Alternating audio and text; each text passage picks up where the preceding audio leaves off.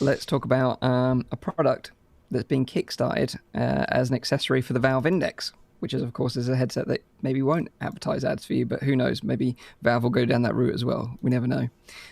So this product, it might be useful for you if you find yourself getting hot and sweaty in VR, playing games such as Beat Saber and Pistol Whip.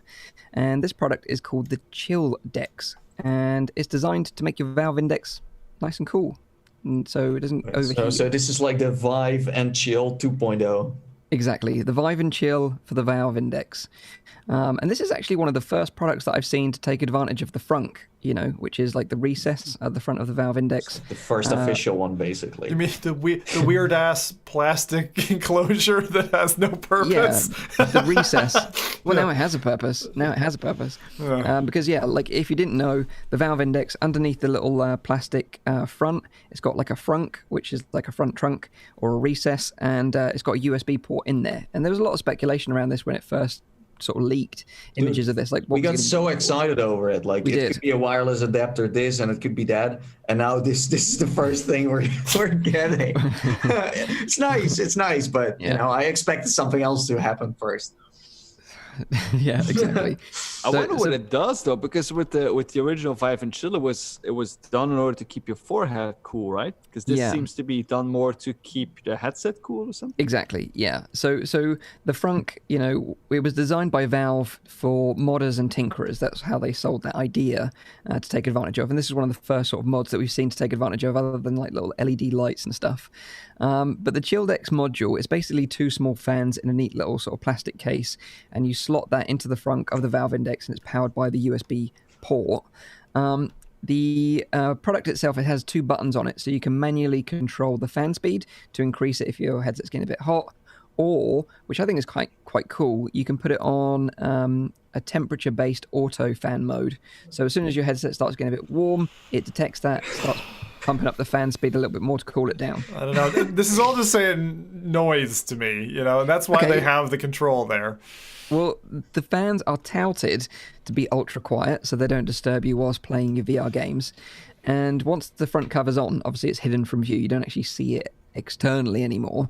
It's just kind of hidden in the front underneath the plastic front of it. How does that you can't just trap it in the headset and then move it around like this? It's got to be open, no? So it has got gaps around the edge of that plastic section, so it could suck in air from there, I guess. Or if you're really that concerned, you could play with it off, but it's up to you. So this device, it was created by Kyle Fredericks, who was fed up with having like a sweaty face after VR sessions, and he says that he created the Chilldex and it now solves the problem. Cool.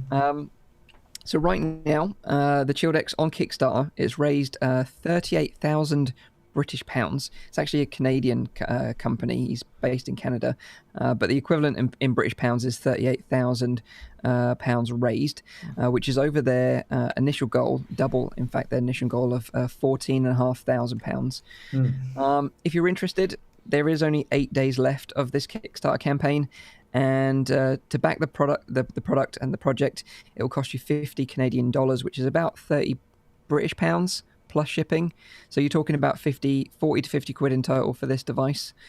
And ideally, he wants to have them shipping out around April time after the release of Half-Life Alyx. Okay, so there's been a little bit of a development. Since this device has not been released yet, I am going to start a venture together with Sony to make the first VR mod for the Index. And it's going to be helium balloons that you can insert there to make the headset a bit lighter. He just came up with that idea.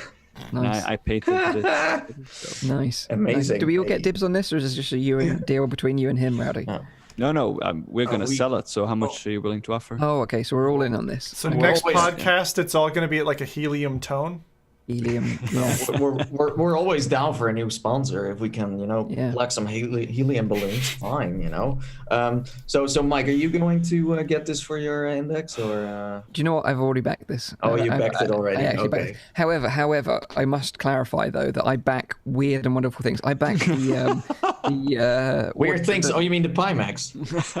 that as well. That's a very good point. I did back the Pimax, and I also backed the smell thing. The smell. The one that got banned. The Feel Real thing. The Feel Real. Yeah, I backed that as well. Oh, so, wow. Did you get your money back for that? No.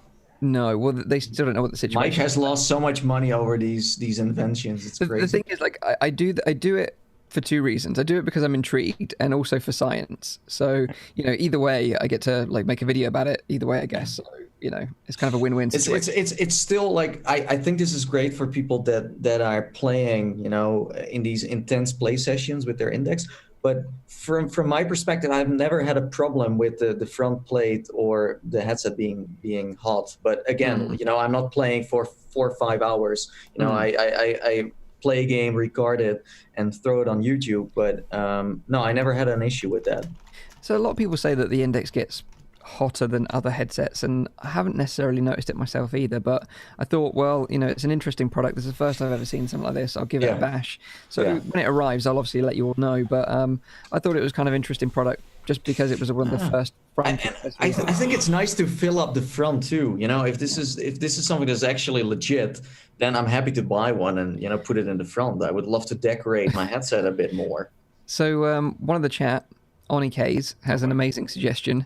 He says, how about you fill the compartment so it releases fire ants when you get shot in the head in a game? So your head gets covered in ants. I'm telling you, we're getting a lot of good ideas from the chat here. I think we should actually capitalize on this. I don't know. Maybe I'm the only one, but I think it's a bad idea. I think it just adds weight and noise. I don't know, Zim. I think not the fire ants. Fucking hell. Of course, fire ants is a bad idea. Have you ever sat? I used to live in the Caribbean. I sat in a fire ant nest. I got stung all over downtown. In VR? No, you don't want that. Not in VR. But no, like I don't know. This thing looks. It's not just the kind of indie created hardware side of it, because I've read about it, and I think it was like 7 years or whatever the hardware designer has been doing electronics. But I really think that the Frunk, to me, unless they've got some surprise ace up their sleeve, is nothing more than a design flaw. I think that having the USB connector in there, positioned where it's positioned, makes creating useful devices for the Frunk incredibly awkward, and I think it's an almost useless space. The best use I could have for that space is store a chocolate bar in there in the headset. Store Snickers, get hungry, pop it out, snack in the middle. That's it. That's it. Yeah, sorry.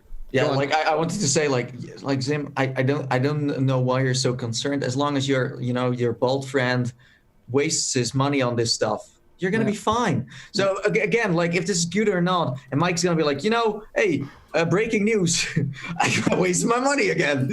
And, we can just enjoy it for a moment. And we're like, okay, thank you for doing this for science. And, we can go to the next invention.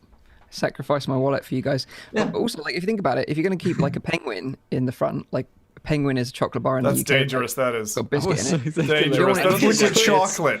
You don't want it to melt, though, do you? So, you're not going to have space for a penguin and this fucking USB dongle? How many penguins do you think you can fit in the Frunk? 2? I think 1.